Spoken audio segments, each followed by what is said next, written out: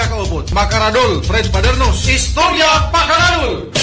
Nagagawa naman pala ng National Housing Authority at ng Local Government Unit ng Tacloban ng gobyerno sa kabuuan ang magbigay ng disenteng pabahay sa mga Yolanda victims kung gugustuhin. Pero bakit noon, nung magsimula ang pabahay na ito, matapos yung bagyo, yung Super Typhoon Yolanda noong November 8, 2013, hanggang ngayon, mula nung mag-umpisa yung pabahay project, hanggang sa ngayon hindi pa natatapos at punong-puno pa rin na mga isyu. Mga pabahay ng Yolanda Housing Projects na sabi ng alkalde mismo ng Tacloban ay binaboy ang project na yan. Hindi ko salita yun hiniram ko lang na salita yun mula sa pahayag mismo ng mayor ng Tacloban, Mayor Alfred Romualdez. Sa isang press conference, sinabi niya na binaboy ang Yolanda Housing Projects sa Tacloban. Hanggang ngayon yan, lahat ng mga pabahay dito sa Tacloban, mas marami pa ang hindi natitirahan kaysa sa mga natitirahan na. Iisang rason kung bakit hindi tumitira ang mga beneficiaryo ng pabahay na yan. Unlivable. Hindi matira-tirahan. Hindi nararapat tirahan. Unlivable para sa mga tao na biktima ng kalamidad. At bakit ko nabanggit kanina na sinabi ko na nakapagbibigay naman pala ng disenteng pabahay ang NHA, ang gobyerno, kung ginugusto. Ganito yan. Noong July 29, 2026, ngayon lang, Agosto tayo ngayon, nagkaroon ng seremonyas ng pagbibigay ng 3 pabahay para sa 3 pamilya na mga taga San Jose ng Tacloban. Ang location ng pabahay na ito ay sa Barangay 103, Palanog. Pabahay ito ng NHA sa ilalim ng libreng pabahay program ng Yolanda na sinimulan pa noon after the Super Typhoon Yolanda. Na hanggang ngayon, dekada na, problema pa rin ang pabahay, hindi pa rin matirahan ng ilan dahil hindi nga talaga matirahan ng tao. Pero bakit bigla 3 pamilya ang nabigyan ng talagang matatawag na disenteng pabahay ng NHA, complete with accessories? Complete with accessories kumbaga sa motorsiklo. Ibig kong sabihin ay talagang livable ang ibinigay na pabahay na in-turn over sa kanila. Livable na ibinigay sa kanila. Nakapintura, naka-tiles, maayos ang CR, meron pa mga kunting mga salasit, may lamisa, pinturado, may ilaw, kumpleto. Talagang pagtira mo na lang ang kulang doon. Sino itong mga nabigyan? But of course, take note na dinidiscuss ko ito hindi dahil doon sa nabigyan, kundi nagkakaroon tayo ng comparison noon at ngayon. Maganda nga na itong 3 pamilyang ito ay nabigyan ng disenteng pabahay. Kasi sila man ay mga biktima rin ng Bagyo Yolanda noon. Pagkatapos, nabiktima pa rin ng krimen yung school shooting incident sa San Jose National High School noong June 22, 2026. Diba 3 mga bata ang namatay sa shooting dyan sa San Jose National High School? Yun. So, yung pamilya ng 3 mga batang napatay, binigyan ng libre, free na pabahay ng NHA. Mga taga San Jose ito ng Tacloban. At yun ang sinasabi ko na ang mga bahay na yon ay ibinigay na disente talaga, matitirahan na, libre, ayon doon sa balita. Walang problema doon. Dapat nga talaga silang mabigyan. Dahil double victim na sila. Nabiktima pa ng Yolanda, nabiktima pa ng kriminalidad nitong June dahil nabaril at napatay ang kanilang mga kanya-kanyang anak doon sa June 22 shooting sa San Jose National High School. Walang problema yun. Dapat nga talaga silang bibigyan at talagang dapat tulungan.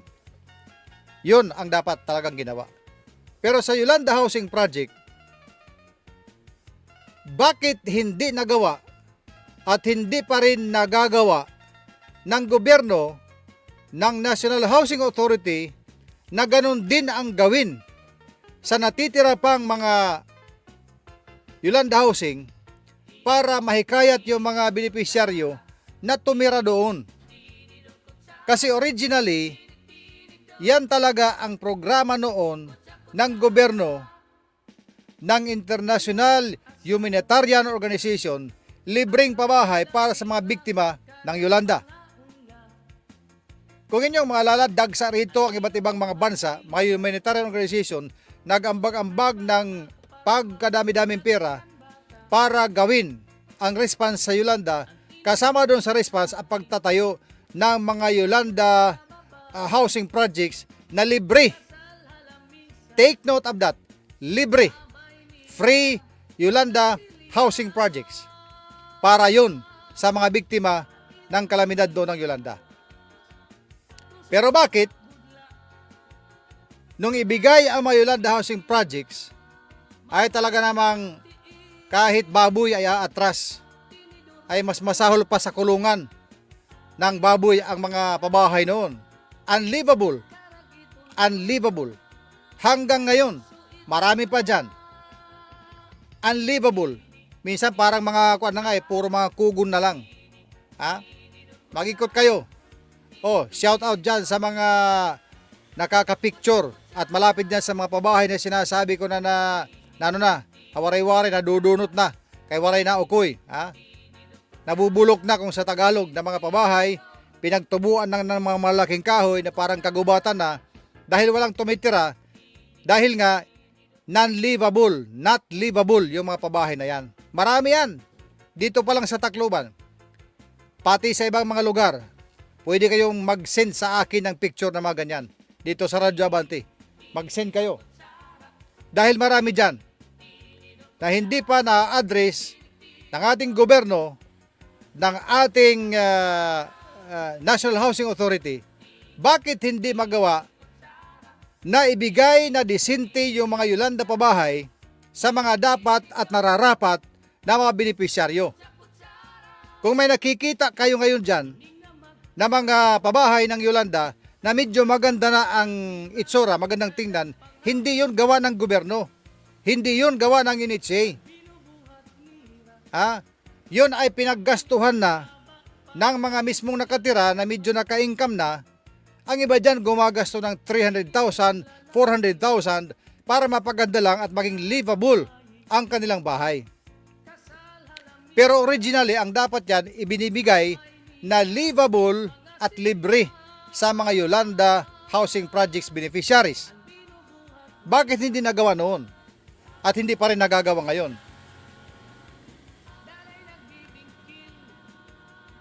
Pero itong mga taga San Jose na namatayan ang kanilang mga anak dahil doon sa shooting, nagawa nilang bigyan ng disenteng pabahay. Talagang pagtira na lang, may kama pa. May katri pa, may kama. Kumplito. Pagtihaya mo na lang na kung iyong ikukumpara sa nagdaang panahon ng tumama yung Bagyo Yolanda, libo-libong katao ang namatay. Ang iba nga hindi na nakita. Kalunos-lunos ang sinapit ng Tacloban noon. Kaya dyan nagkaroon ng programa na free Yolanda Housing Project dahil na-wash out ang mga bahay ng mga biktima ng Yolanda. Pero ang ilan hindi talaga makatira hanggang ngayon dahil nga unlivable yung mga pabahay.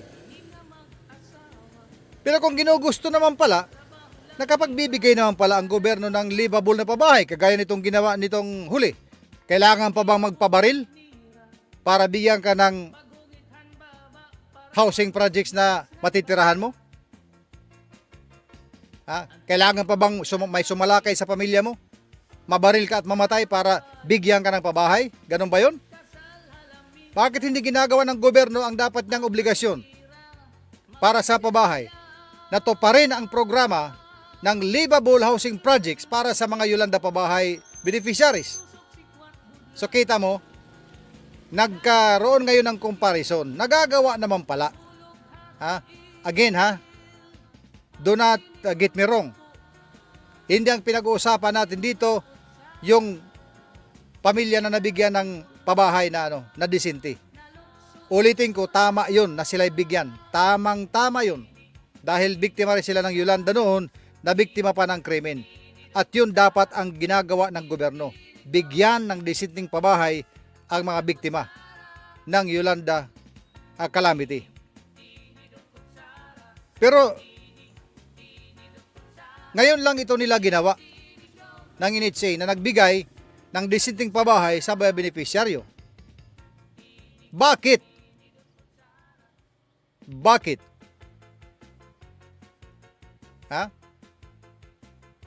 Bakit na rin sa City Government of Tacloban? Bakit na rin kay Vice Mayor Raymond Romualdez? Bakit na rin kay Mayor Alfred Romualdez? Kasi siyempre pinag-usapan ito ng City Government of Tacloban at ng NHA. Bakit ngayon lang ninyo ito nagawa? Na makapagbigay ng disenteng pabahay sa mga mula sa Yolanda Housing Projects. Bakit ngayon lang? Bakit ngayon lang? Yan ang malaking tanong ngayon. Kaya nagkaroon ngayon ng comparison. Versus sa ganyang sitwasyon doon sa original project na dapat free housing sa mga Yolanda victims at decente, livable na ito turn over doon sa mga biktima. But no less than the mayor himself, Mayor Alfred Romualdez, nagsabi sa, nandun ako doon sa pulong balita na yun, sa press conference, na binaboy ang housing project na yan. Kaya hindi matirahan ng karamihan dahil hindi nga talaga matirahan. Pero ito ngayon, nakapagbigay ng mga housing unit na talagang livable na livable. Kita mo, ang ganda-ganda ng pintura, naka-tiles, may mga upuan na nandoon, lamisa, at talagang handa ng tirahan. May katre na nga, pagtihaya mo na lang doon . Yun dapat, ganyan talaga dapat. Di naman kailangan may katre lahat. Baka special lang yung nag-gift sa kanila. Kasi nga, nabiktima ng shooting yung kanilang mga anak. Pero at least yung pabahay, kumbaga binigay agad ng gobyerno yan na ganun ang itsura, may kuryente, may tubig, naka-tiles at ayos talaga yung bahay at yan ay matitirahan, ay maraming titira doon.